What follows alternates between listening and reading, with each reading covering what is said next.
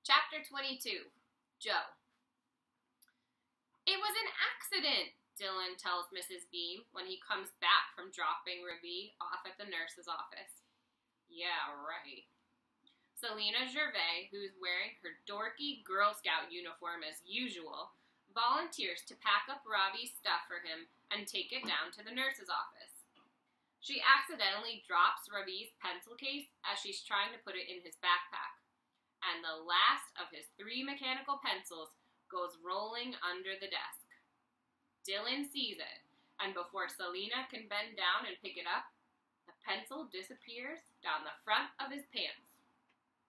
She hunts around for it a little, but all she comes up with is a balled up piece of paper. Crud! It's that stupid cartoon that Dylan drew. Why hadn't I thrown it in a wastebasket instead of dropping it on the floor? Before I can do anything about it, Selena tosses the crumpled up cartoon into Ravi's backpack and zips it closed. 2 seconds later, she's out the door and on her way down to the nurse's office. At 11:30, the lunch bell rings. Wednesday is chili day. Einstein chili isn't nearly as good as my mother's, but the cornbread is decent, especially if you put a lot of butter on it. Mom is standing near the door in her red and white striped apron when I get to the cafeteria.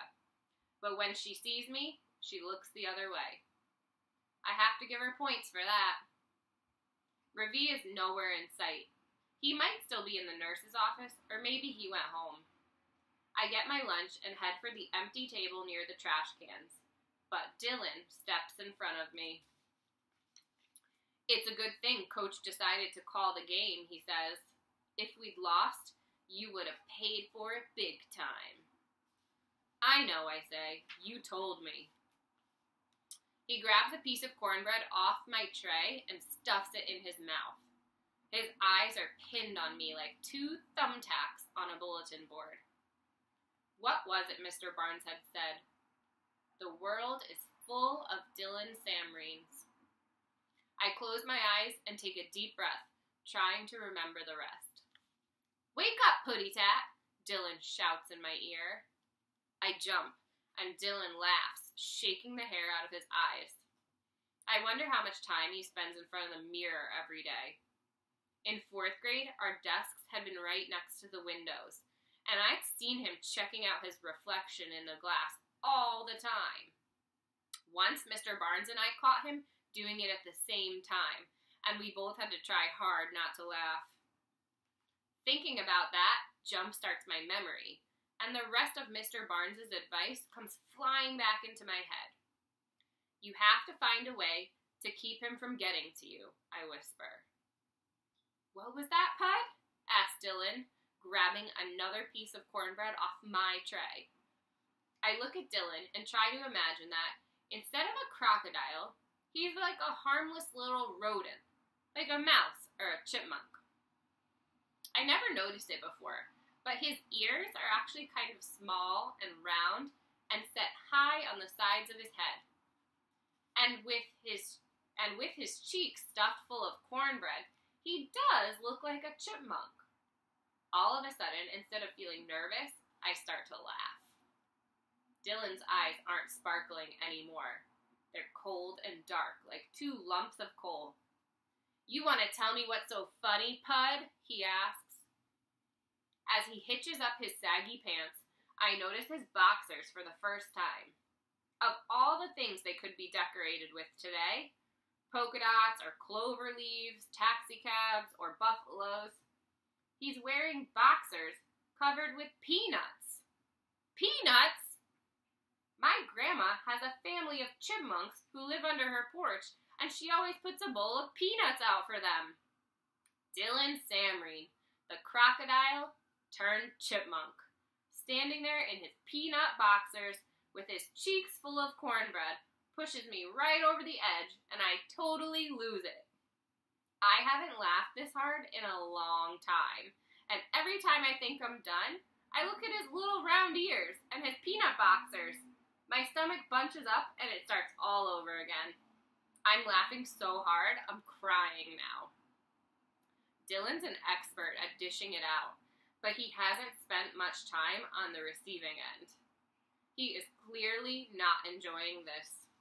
Kids are crowding around, laughing and shouting, and I don't even care that I don't have my earplugs in. This might be one of the all-time greatest moments of my life. "I'm out of here," says Dylan. Mr. Barnes was right. I found a way to keep Dylan from getting to me, and it actually worked.